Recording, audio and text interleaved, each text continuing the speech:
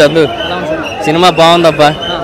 ఏం నచ్చింది అంటే ఫస్ట్ నుంచి కూడా సింహ లెజెండ్ తర్వాత మూడో సినిమా వాళ్ళ కాంబినేషన్లో ఎక్స్పెక్టేషన్స్ రేంజ్లో ఉన్నాయి. పెద్ద hero cinema commercial cinema release అవటం జాతరలో అనిపిస్తుంది.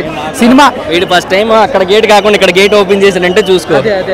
సో సినిమా చూశారు కాబట్టి మీకు ఎలా అనిపించింది? చాలా బాగా అనిపించింది. సినిమాలో మెయిన్ కొన్ని ఆస్పెక్ట్స్ ఉంటాయి.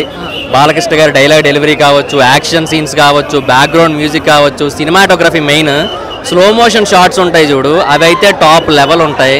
సో అంత బాగా తీయడం జరిగింది. బోయపాటి గారి డైరెక్షన్ టాప్ లెవెల్. కొన్ని థాట్స్ ఉంటాయి. క్లైమాక్స్లో విలన్ చంపడానికి కూడా ఒక టెక్నిక్ వాడటం జరిగింది. అది కూడా నాకు బాగా నచ్చింది. సో చాలా బాగుంది ఓవరాల్గా మూవీ. పక్క రైతుగా ఒక పక్క ముఖ్యంగా చూసుకుంటే గోరా క్యారెక్టర్ అనేది ఫస్ట్ నుంచి కూడా అందరిలోనూ ఒక ఎక్స్పెక్టేషన్స్. సో ఎలా ఉంటారు బాలయ్య గారు అని, సో దాంట్లో చెప్పే యాక్షన్ సీన్స్ కానీ చెప్పే డైలాగ్స్ కానీ అవన్నీ ఎలా ఉన్నాయి గోరా క్యారెక్టర్? చాలా గోరా క్యారెక్టర్ డైలాగ్స్ అయితే నీకు ఒకటి చెప్తా చూడు. గోరా క్యారెక్టర్ డైలాగ్స్ ప్రతి చోట ఎక్స్ట్రాడినరీ ఉంటాయి.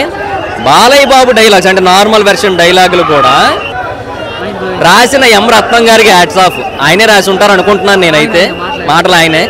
సో ఆయనకి మాత్రం హ్యాట్స్ ఆఫ్. అసలు ఒక్కొక్క మాట అంటే ఆ పదాలని ప్రాసలు అంటారు కదా, ఒక పదం ఇంకో పదం ఎడ్జ్ ఒకలాగే రావడం, ఆ ప్రాసలు వాడుతూ కూడా అంత బెస్ట్గా డైలాగులు ఇవ్వడం అనేది గ్రేట్. అసలు మళ్ళీ సెన్స్ కూడా చాలా ఎక్కువ ఉంది, మీనింగ్ కూడా చాలా బాగా వస్తుంది ప్రతి ఒక్క డైలాగ్కి కూడా. సో అది కూడా బెస్ట్. అసలు ముఖ్యంగా చూస్తే అన్న ఆ దేవాలయాల జోలికి వస్తే డైలాగ్స్ కానీ అవన్నీ కొంచెం ఇండైరెక్ట్గా ఎవరికో తగిలినట్టు ఉన్నాయని చెప్పేసి అంటున్నారు బయటకు వచ్చి.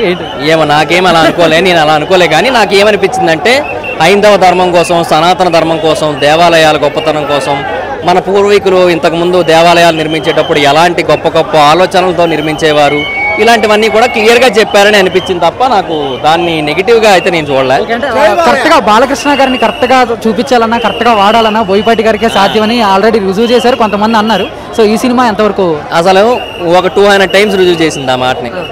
అసలు ఎక్స్ట్రాడినరీ అబ్బా. ప్రతి ఒక్క సీను కూడా టాప్ లెవెల్లో తీయడం జరిగింది బోయపాటి గారు. My mind blowing. అసలు కొన్ని సీన్లు ఇప్పటికీ మైండ్లోంచి బావు అలా తీయడం జరిగింది ఆయన. తమన్ గారి బ్యాక్గ్రౌండ్ మ్యూజిక్ అయితే టాప్ లెవెల్ అబ్బా. తమన్ గారు ఇచ్చిన బ్యాక్గ్రౌండ్ మ్యూజిక్ టాప్ లెవెల్, అది మామూలుగా లేదు. అది అది మన కలెక్షన్స్ మనం చెప్పలేము. బేసిక్గా ఇక్కడ క్రౌడ్ చూస్తుంటే చాలా హెవీగా వచ్చారని అర్థమవుతుంది. సో డెఫినెట్గా పాజిటివ్ టాక్తోనే మొత్తం అందరూ బయటకు వెళ్తున్నారు. సో నాకు ఇక క్లైమాక్స్ కొంచెం ఎక్కువసేపు ఉన్నట్టు అనిపిస్తుంది, అంటే క్లైమాక్స్ ఫైట్. బట్ అంతకుమించి నాకు ఎక్కడ ఓవర్ అనిపించలేదు.